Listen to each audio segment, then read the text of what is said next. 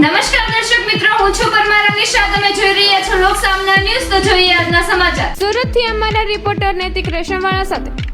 ભાજપના મહિલા કોર્પોરેટરની કેનેડા ભણતી દીકરી પર હુમલો, પિતાને પણ ફોન પર ધમકી.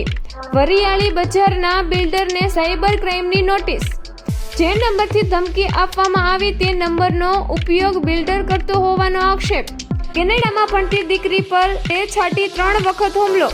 તબક્કાવાર હુમલાને પગલે દીકરી પરત ભારત વળી. તમારી દીકરી વિદેશમાં ભણવા ગઈ છે?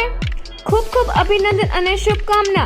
શહેરમાં કોઈ સાથે ખોટું નહીં કરતા તો ઈશ્વરની શક્તિ તમારી દીકરી સાથે ખોટું નહીં થવા દે. ભગવાનથી પ્રાર્થના, કોઈનું કરેલું કોઈના બાળ બચ્ચાને ભોગવવું ના પડે. હવે ધ્યાન રાખજો, કોઈની સાથે ભ્રષ્ટાચાર કરતા પહેલા મહેરબાની કરશો. મેસેજના પગલે મહિલા કોર્પોરેટરના પતિએ નોંધાવી પોલીસ ફરિયાદ. સુરત સાયબર ક્રાઇમ સેલ દ્વારા તપાસ હાથ ધરી. વરિયાળી બજાર સ્થિત Holi બંગલાના builder Rifai Mohammad Ashfaq નઈમદીનને notice.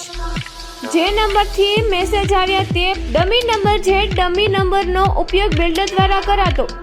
બિલ્ડરે message કર્યો હોવાનું પોલીસ તપાસમાં સામે આવ્યું. મોબાઈલ વોટ્સએપ પર આવેલી ગંભીર ધમકી. કેનેડામાં દીકરી પર થયેલા હુમલા બાદ પોલીસ ફરિયાદ. સુરત સાયબર ક્રાઇમ સેલ દ્વારા તપાસ શરૂ કરવામાં આવી. તો ફરી મળીશું એક નવા સમાચાર સાથે. ત્યાં સુધી જોતા રહો લોક સામના ન્યૂઝ.